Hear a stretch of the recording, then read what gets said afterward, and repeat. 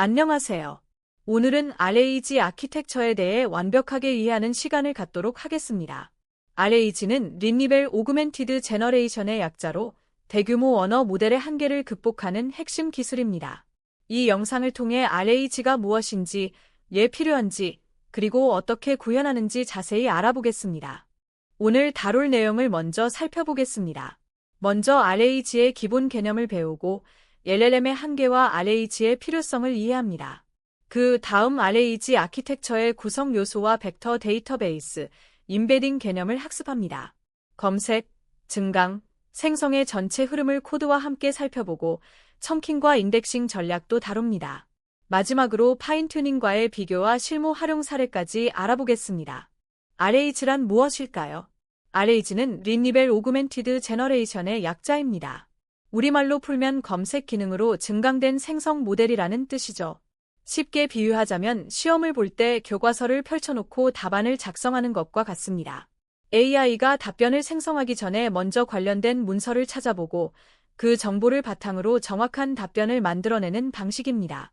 이를 통해 LLM이 학습하지 못한 최신 정보나 회사 내부 데이터도 정확하게 답변할 수 있게 됩니다. 그렇다면 왜 RAG가 필요할까요? 챗GPT와 같은 LLM은 학습 시점까지의 데이터만 알고 있습니다. 예를 들어 2023년에 학습을 마친 모델은 2024년에 일어난 사건에 대해 전혀 알지 못합니다. 더 큰 문제는 회사 내부 문서나 개인 데이터처럼 공개되지 않은 정보는 아예 답변할 수 없다는 점입니다. 그렇다고 파인튜닝을 하자니 비용이 너무 많이 들고 정보가 바뀔 때마다 다시 학습해야 합니다. 바로 이런 문제를 해결하기 위해 RAG가 등장한 것입니다. RAG는 크게 세 가지 단계로 작동합니다. 첫 번째는 리니벨, 검색 단계입니다. 사용자가 질문을 하면 시스템은 먼저 관련된 문서나 정보를 찾습니다. 마치 도서관 사서가 질문에 맞는 책을 찾아주는 것과 같죠. 두 번째는 오그멘티드, 증강 단계입니다. 찾아낸 문서를 사용자의 질문과 함께 묶어서 LLM에게 전달합니다. 이 정보를 참고해서 답변해줘라고 지시하는 거죠. 세 번째는 제너레이션, 생성 단계입니다. LLM이 검색된 문서를 바탕으로 자연스러운 답변을 만들어냅니다. 단순히 문서 내용을 복사하는 게 아니라 사용자 질문에 맞게 재구성하는 것입니다. 이제 실제 코드를 통해 RAG의 기본 흐름을 살펴보겠습니다. 먼저 랭체인 라이브러리에서 필요한 모듈들을 임포트합니다. FISS는 페이스북에서 만든 벡터 검색 라이브러리이고 오픈AI 임베딩즈는 텍스트를 벡터로 변환하는 모델입니다. 다섯 번째 줄부터는 문서를 준비하는 단계입니다. 여기서는 간단히 회사 휴가 규정과 점심시간 정보를 담은 두 개의 문서를 예시로 사용했습니다. 실제 서비스에서는 수백, 수천 개의 문서가 될 수 있습니다. 오픈 임베딩즈를 사용해 이 문서들을 벡터로 변환하고 FISS 벡터 스토어에 저장합니다. 이러면 검색 준비가 완료됩니다. 벡터 데이터베이스는 RAG의 핵심 인프라입니다. 일반적인 데이터베이스가 텍스트를 그대로 저장하고 키워드로 검색하는 것과 달리 벡터 데이터베이스는 문서의 의미를 숫자 배열로 변환하여 저장합니다.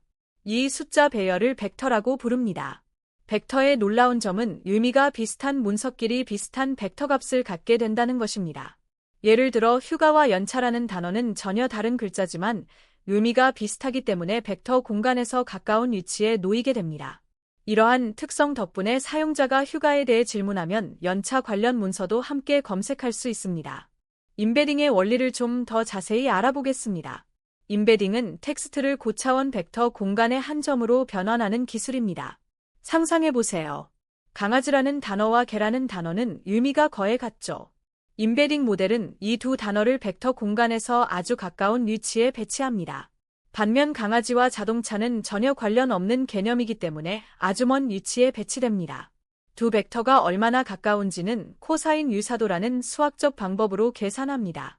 코사인 유사도가 1에 가까울수록 두 문서의 의미가 비슷하다는 뜻입니다. 이제 유사도 검색과 답변 생성 코드를 살펴보겠습니다. 사용자가 휴가는 며칠인가요? 라고 질문합니다. 이 질문을 벡터로 변환한 뒤 벡터 스토어, 시멀레러티 서치 메서드를 호출합니다. K 파라미터는 가장 유사한 상위 몇 개의 문서를 가져올지 지정합니다. 여기서는 두 개를 가져옵니다.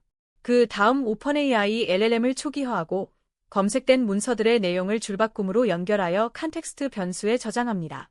마지막으로 다음 정보를 바탕으로 답변하세요라는 지시와 함께 컨텍스트와 질문을 LLM에 전달합니다. LLM은 휴가 규정 문서를 참고하여 연 15일입니다 라고 정확하게 답변할 수 있습니다. RAG 시스템은 6가지 핵심 구성 요소로 이루어집니다. 첫째, 문서 로더입니다. PDF, 워드 문서, 웹페이지, 데이터베이스 등 다양한 형식의 데이터를 읽어오는 역할을 합니다. 둘째, 텍스트 분할기입니다. 긴 문서를 적절한 크기의 청크로 나눕니다. 셋째, 임베딩 모델입니다. 텍스트를 벡터로 변환합니다. 넷째, 벡터 스토어입니다. 벡터화된 문서를 저장하고 검색할 수 있게 해줍니다. 다섯째, 리트리버입니다. 사용자 질문과 가장 관련 있는 문서를 찾아주는 검색 엔진 역할을 합니다. 마지막으로 LLM입니다. 검색된 문서를 바탕으로 자연스러운 답변을 생성합니다. 문서 로더와 텍스트 분할에 대해 자세히 알아보겠습니다. 문서 로더는 정말 다양한 형식을 지원합니다. PDF, 워드, 엑셀, 파워포인트, 웹페이지, 마크다운 등 거의 모든 문서 형식을 읽어올 수 있습니다. 하지만 문서를 그대로 벡터화하면 문제가 생깁니다. 문서가 너무 길면 검색 정확도가 떨어지고 너무 짧으면 문맥이 손실됩니다. 그래서 텍스트 분할기로 적절한 크기의 청크로 나눕니다. 일반적으로 500자에서 1000자 정도가 적당합니다. 이때 중요한 것이 오버랩입니다. 청크가 나눠지는 경계에서 문맥이 끊어지지 않도록 앞뒤 청크와 일부 내용을 겹치게 만드는 것입니다. 청킹 코드를 살펴보겠습니다. PyPDF 로더를 사용해 PDF 문서를 로드합니다. 회사 정책 문서라고 가정해봅시다. 로드 메서드를 호출하면 문서의 모든 내용이 다큐먼트 변수에 저장됩니다.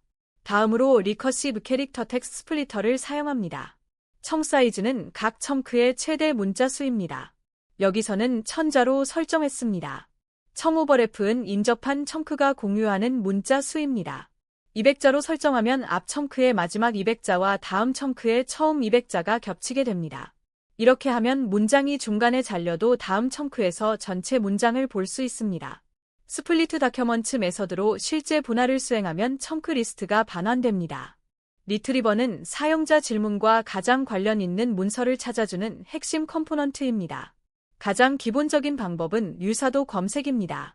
질문과 각 문서 청크의 코사인 유사도를 계산해서 가장 높은 점수를 받은 문서들을 반환합니다. 하지만 상위 문서들이 너무 비슷한 내용일 수 있습니다. 이럴 때는 MMR, 맥시멈 마어저넬 렐러번스를 사용합니다. MMR은 관련성과 다양성을 함께 고려해서 문서를 선택합니다. 또한 하이브리드 검색도 있습니다. 전통적인 키워드 검색과 의미 기반 벡터 검색을 결합한 방식입니다. 특정 고유명사나 코드명이 중요한 경우에 유용합니다. 프롬프트 엔지니어링은 RAG 시스템의 답변 품질을 결정하는 중요한 요소입니다. 검색된 문서를 LLM에 어떻게 전달하느냐에 따라 답변의 정확도가 크게 달라집니다. 명확한 역할을 부여하는 것이 첫 번째입니다. 당신은 도움이 되는 AI 어시스턴트입니다 라고 시작하면 LLM이 자신의 역할을 이해합니다. 두 번째로 문서 기반 답변을 강조합니다. 아래 문서를 참고하여 답변하세요 라고 지시하면 LLM이 자신의 사전 지식보다 제공된 문서를 우선시합니다. 가장 중요한 것은 문서에 없는 내용은 모른다고 답변하세요 라는 지시입니다. 이렇게 하면 LLM이 없는 내용을 지어내는 환각 현상을 크게 줄일 수 있습니다. RAG 프롬프트 템플릿 코드를 살펴보겠습니다. 랭체인의 프롬프트 템플릿을 사용하면 재사용 가능한 프롬프트를 만들 수 있습니다. 템플릿 문자열에는 중괄호로 변수를 표시합니다. 컨텍스트에는 검색된 문서 내용이 들어가고 캐스천에는 사용자 질문이 들어갑니다. 템플릿의 구조를 보면 먼저 AI의 역할을 정의합니다. 그 다음 참고해야 할 문서를 명시하고 문서에 없는 내용은 모른다고 답변하라고 지시합니다. 이런 구조의 프롬프트는 환각을 방지하고 신뢰할 수 있는 답변을 생성하는 데 매우 효과적입니다. 임포트 베리어벨즈 파라미터로 템플릿에 사용되는 변수 목록을 지정합니다. RAG와 파인튜닝, 둘 다 LLM을 특정 도메인에 특화시키는 방법이지만 접근 방식이 완전히 다릅니다. RAG는 외부 지식을 검색해서 활용합니다. 모델 자체는 변경하지 않고 필요한 정보를 그때그때 찾아서 제공하는 방식입니다. 반면 파인튜닝은 모델의 가중치를 직접 수정합니다. 특정 데이터로 모델을 추가 학습시켜서 그 분야에 특화된 모델을 만드는 것입니다. 실무에서는 대부분 RAG를 먼저 시도합니다. 비용이 훨씬 저렴하고 정보 업데이트가 빠르며 구현도 간단하기 때문입니다.